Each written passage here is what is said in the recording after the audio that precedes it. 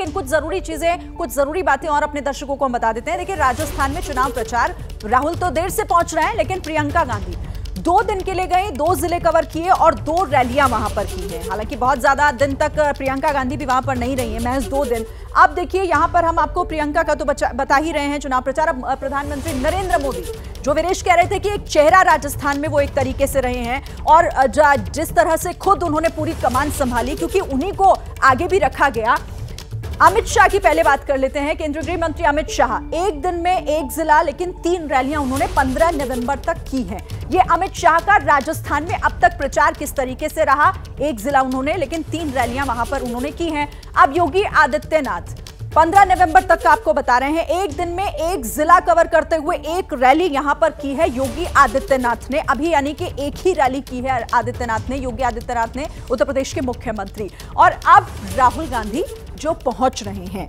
लेकिन अब विरेश, अब यहां पर एक सवाल और उठता है, क्योंकि जिस तरीके से ईडी की बहुत चर्चा हुई चुनाव मैदान में, और ईडी को लेकर आरोप यह लगाया गया कि ईडी को हमारे खिलाफ इस्तेमाल किया जा रहा है। लेकिन जब आप लोगों से बात करते हैं तो यह मुद्दा उन लोगों के लिए कितना बड़ा हो जाता है, जनता के लिए?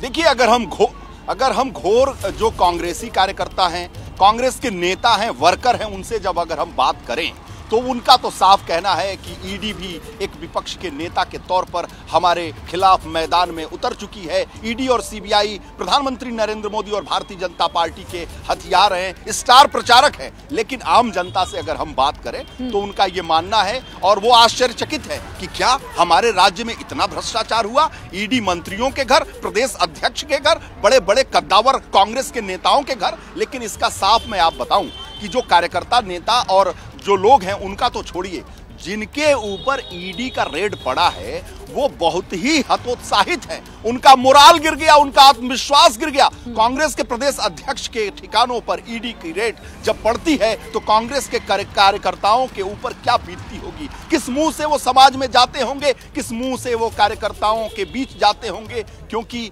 इससे मोरालिटी गिरती है, नैतिकता गिरती है, आत्मविश्वास डिगता है, और इसका इंपैक्ट पड़ा है राजस्थान के चुनाव में। और इसका खामियाजा अशोक गहलोत एंड कंपनी को भुगतना पड़ेगा, कांग्रेस को भुगतना पड़ेगा, इसमें कोई दो राय नहीं है।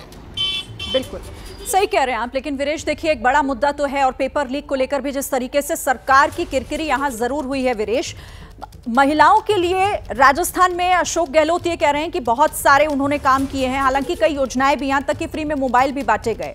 मैं भी वहां थी, तब मैंने महिलाओं से बात की, इस योजना से खुश जरूर हैं, लेकिन उनका यह कहना है कि सिर्फ मोबाइल देकर आप क्या करेंगे, रोजगार दीजिए। आप भी लोगों से बात कर रहे होंगे, इसको लेकर क्या आपको समझ आया?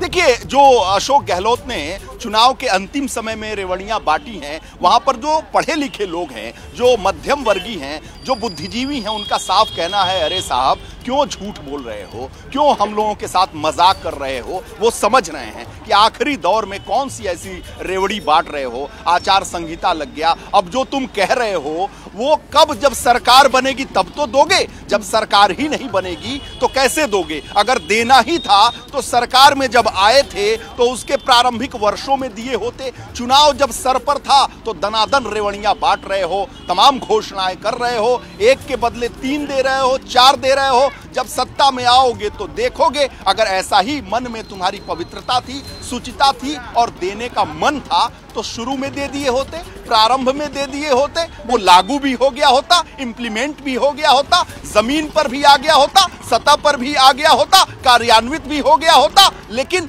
सिर्फ सोसेबाजी कर रहे हो, जुमलेबाजी कर रहे हो। ये तमाम ऐसे लोग हैं जो कहने को आतुर हैं। हालांकि जो नहीं समझदार हैं वो ये बात जरूर कह रहे हैं कि साहब फ्री में मिल गया।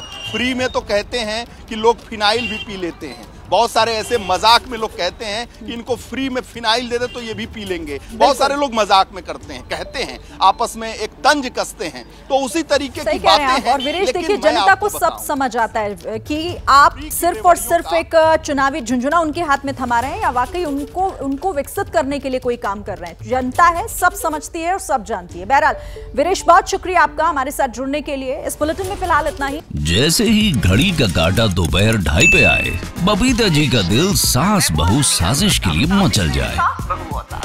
और ये है इनकी बहू, पूरे दिन ऑफिस की टेंशन हो जाए गॉन जब ये करें अपना फेवरेट शो फ्री टाइम पे ऑन।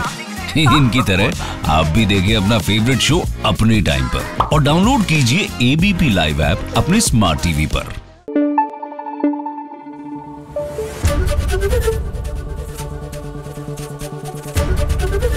एबीपी न्यूज आपको रखे आगे।